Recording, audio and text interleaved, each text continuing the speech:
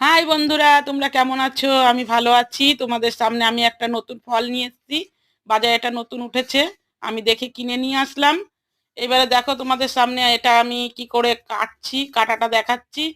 কাটার পরে আমি ওটাকে একটু টেস্ট করলাম। টেস্ট করে দেখছি এত বলদ ফল, কোনো রকম কোনো স্বাদ নেই। কি করে খেতে হয় আমি জানি না, আমি হয়তো কাঁচা কেটেই খেয়ে দেখলাম।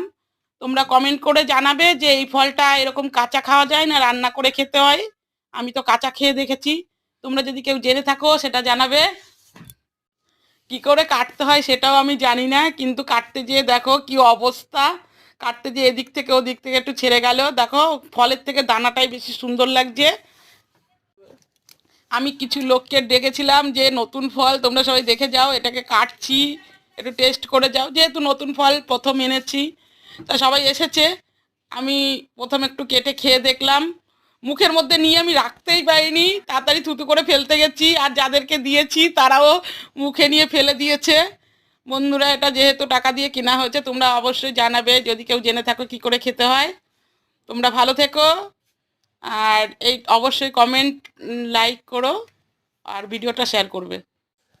তোমরা কি কেউ এই ফলটা আগে কোনো দিন খেয়েছো? কমেন্ট করে জানাবে। আর বেশি কিছু বলছি না, পরের ভিডিও দেখবে।